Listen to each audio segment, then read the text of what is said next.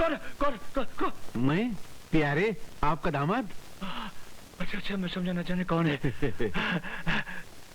तनख्वाह मिली? हाँ मिली ना। जरा दिखाओ तो सही, कहाँ है? पोस्ट ऑफिस में। पोस्ट ऑफिस में? अरे पोस्ट ऑफिस में क्या कर रही? वो मेरे पिताजी के पास जा रही है। हाँ? रहता सोता खाता इस घर में है, और जब पगार मिलती है तो अपने बाप को भेज देता है। अबे ओ लुके पट्टे हरामखोर, अब मैं और क्या गाली दूं? मेरी तो गालियां भी खत्म हो गई। खत्म हो गई तो मैं मेरा मुंह धो लूं? अरे मुंह क्या, जिंदगी जीना धो ले। हाथ तो मैंने पहले धो लिया। ससुर जी खाना लगा दीजिए, बहुत कस के भूख लगी है। पगार अपने बाप को भेजता है? आरामजादे, मेरे घर जमाई, आज तेरे पेट और मुंह की जलाई होगी। चिलाल मिर्ची।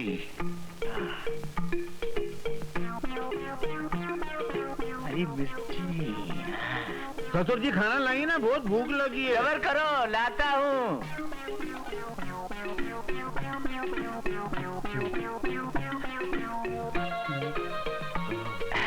ये ससुर जी, इसमें चटनी नहीं है। अरे खाले खाले चटनी की कोई जरूरत नहीं है, चटनी के बिना ही चटनी का मजा आएगा। नहीं, मैं जब तक चटनी न देखूं मेरा निवाला नीचे नहीं जाता है। चटनी लाओ ना। आना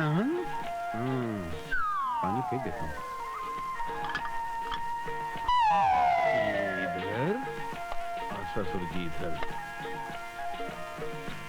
ये ले, खा। मजा आ गया। अरे मेरे मुंह क्या देख रखा ना? नहीं आप बड़े, आप पहले शुरू कीजिए ना। अरे तुम मेरे दामाद हो, मेरी मिर्ची के सुहागा। मेरा मतलब है मेरी बेटी के सुहाग हो, पहले तुम खाओ। तो काम करते हैं ना, हम दोनों साथ में शुरू करते हैं। रेडी? 3, 2, 1 टूट पड़ो।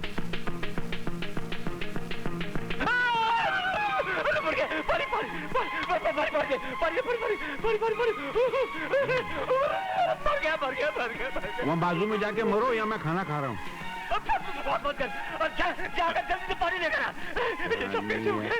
ठीक है, मैं पानी गिरा के आता हूँ, नहीं लेके आता हूँ।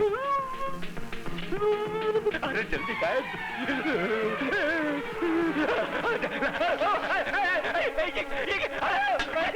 अरे मैं आराम खोल। अरे ये क्या कर रहा है?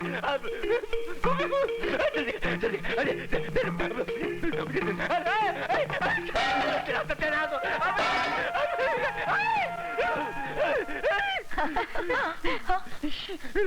ससुर जी, आप एक बात का फैसला कर लीजिए, आप चाहते क्या हैं? आप उड़ के गिरना चाहते हैं या मुझे मारना चाहते हैं? बोलो तो सही।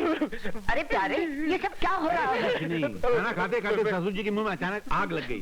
मैं 1 घंटे से फायर ब्रिगेड वालों की तरह इनके मुंह में पानी मार रहा हूँ, मगर इनके शरीर की बिल्डिंग की आग बुझती है। अरे क्या हंस रही तू है?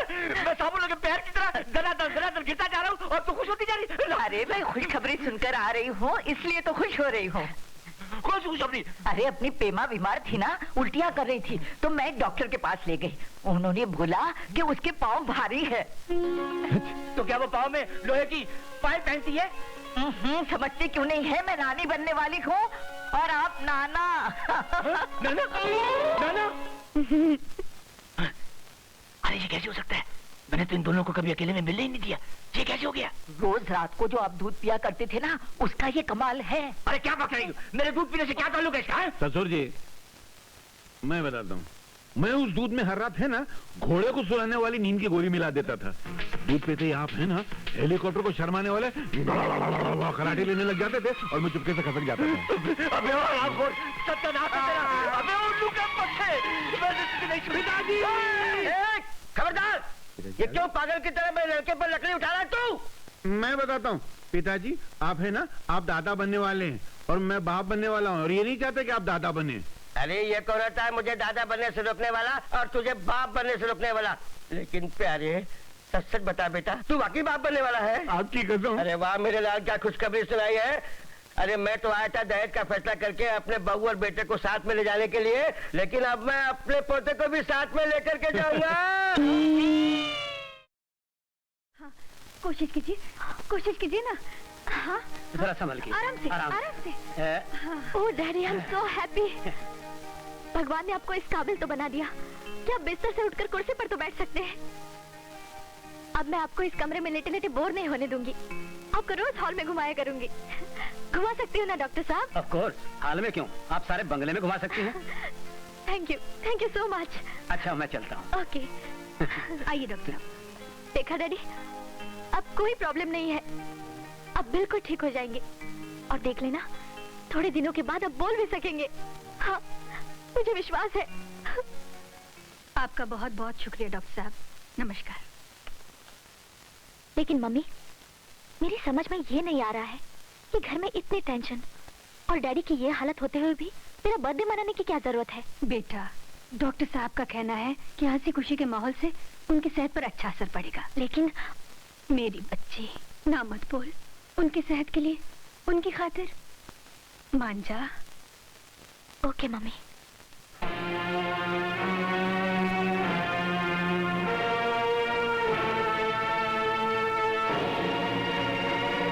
क्या मैं पूछ सकता हूँ, पार्टी में सबके सामने ये नाटक करने की वजह क्या थी? मैं तुमसे पूछ रहा हूँ मोना, मेरी बात का जवाब दो। ये क्या तमाशा बना रही हो तुम? मैंने तुम्हारा बिगाड़ा क्या है? मैं बताती हूँ। अपनी शराफत का ढोंग रचाकर मेरी बेटी को बेवकूफ बनाकर उससे शादी कर ली, फिर मोना के पिताजी को बातों में फंसाकर उनका कारोबार हड़प लिया। उसके बाद अपने चोर उचक्के बहनोई को हेड कैशियर बनाकर सारा कैश अपनी मुट्ठी में कर लिया। ये झूठ है। चिल्लाओ मत। तुमने हमसे पूछे बगैर हमारी ऑफिस से 50,000 रुपए उठाए, क्या ये झूठ है? ये सच है, लेकिन वो पैसे मैंने अपने लिए नहीं लिए। अपने लिए लो या अपनों के लिए लो, बात तो एक ही है ना। पैसे तो हमारे गए, इसलिए मैंने मोना के पिताजी से कहकर सारी जायदाद इसके नाम करवा दी है। वरना तुम तो धीरे धीरे सबके मालिक बन बैठते और हमें भिखारी बनाकर रास्ते में धकेल देते। मेरे पास आपके हर सवाल का जवाब है, लेकिन जवाब देने का अभी वक्त नहीं आया। मोना, मैं तुम्हारे मुंह से सुनना चाहता हूँ, तुम कहना क्या चाहती हो? मुझसे क्या पूछते हो? इस वक्त जो कुछ भी मैंने तुमसे कहा वो मोना के ही अल्फाज थे, सिर्फ जबान मेरी थी। इसीलिए इस घर में अगर रहना चाहते हो तो चुपचाप से रहो, इसी में तुम्हारी भलाई है और घर में इज्जत भी बनी रहेगी। लेकिन भगवान के लिए मेरी बेटी की जान छोड़ दो और इससे दूर रहो। चलो बेटी।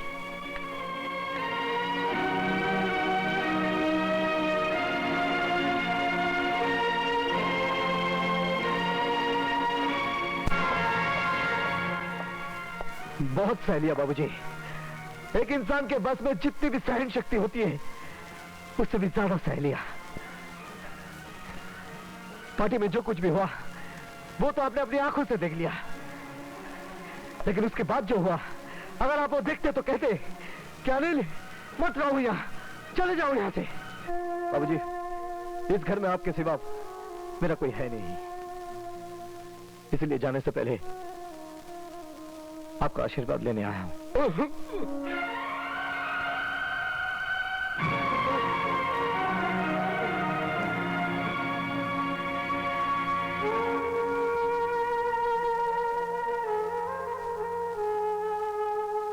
मुझे जाने दीजिए बाबूजी, मुझे जाने दीजिए।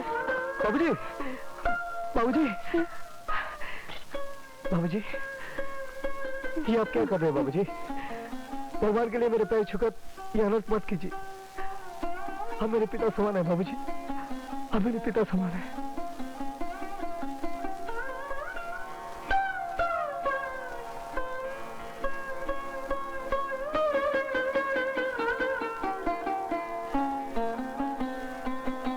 तुम जैसे बेटे को पाने के लिए ये मामूली दौलत ही क्या, मैं 100 जन्म कुर्बान करने के लिए तैयार हूं।